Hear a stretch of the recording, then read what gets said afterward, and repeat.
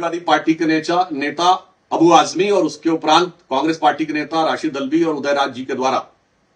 अकारण अवांछित रूप से इतिहास के सबसे क्रूर और अत्याचारी शासकों में से एक औरंगजेब का महिमा मंडन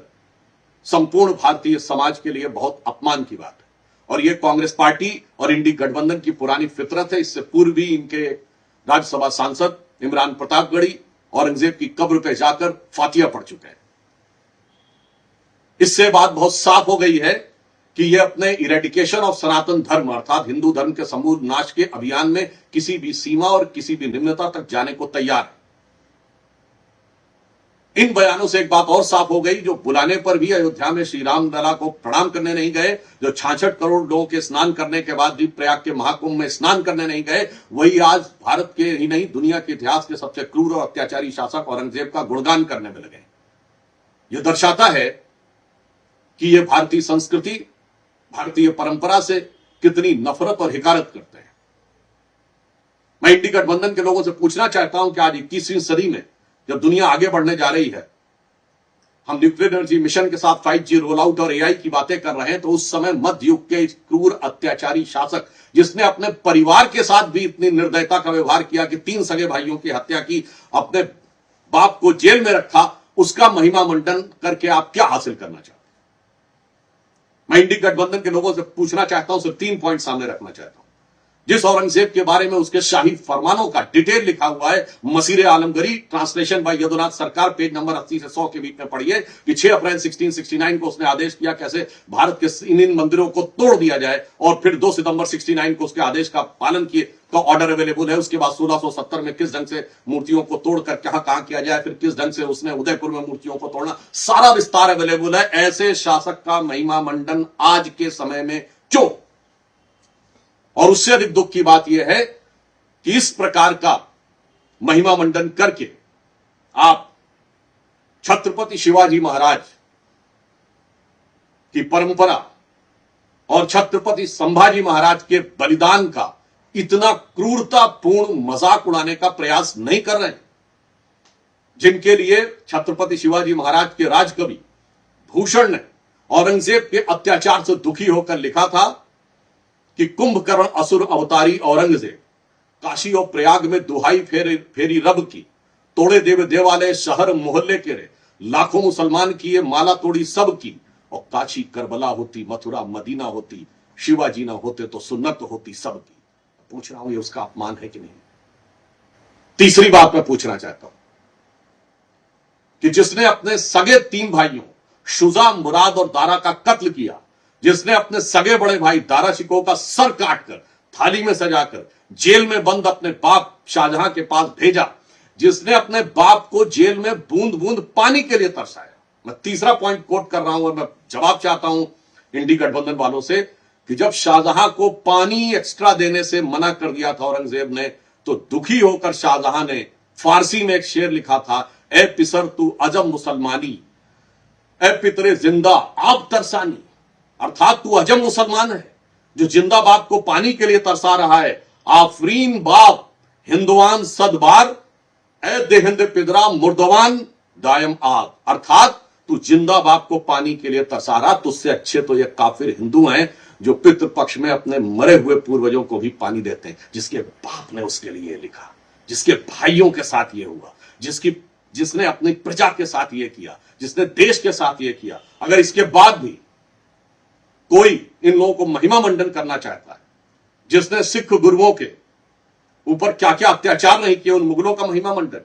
जिन्होंने राणा प्रताप, महाराणा प्रताप के साथ साथ राजा सूरजमल जाट के साथ क्या क्या नहीं किया,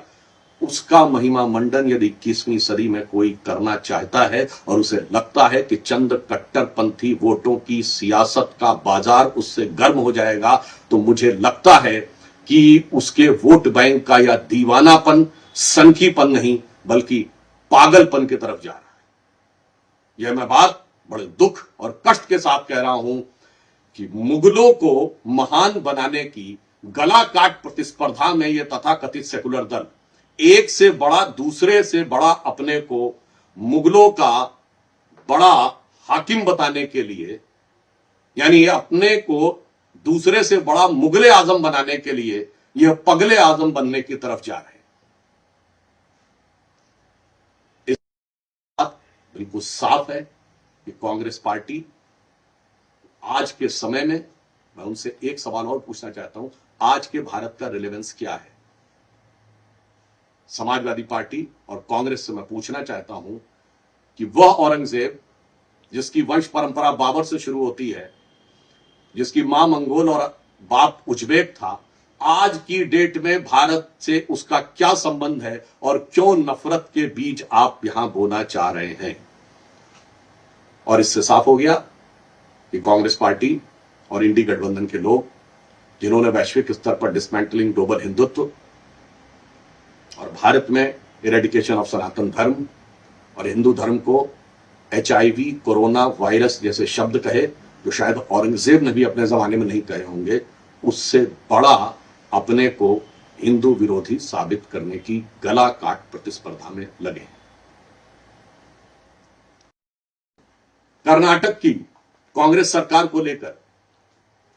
एक बहुत चिंताजनक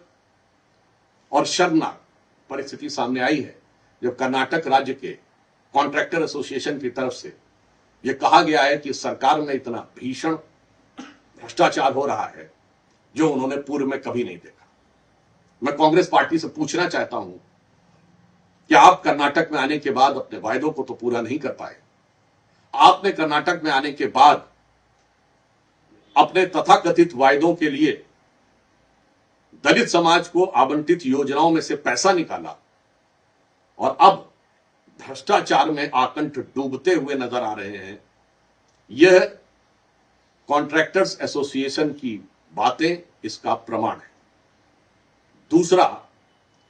यह समाचार मीडिया में आया है कि कर्नाटक में मुख्यमंत्री आवास के पुनर्निर्माण और सौंदर्यीकरण के लिए जो कार्य किया जा रहा है वो बगैर वित्त समिति की अनुशंसा के किया जा रहा है। मैं कांग्रेस से साफ पूछना चाहता हूं कि क्या आपने वित्त समिति की अनुशंसा ली है या नहीं?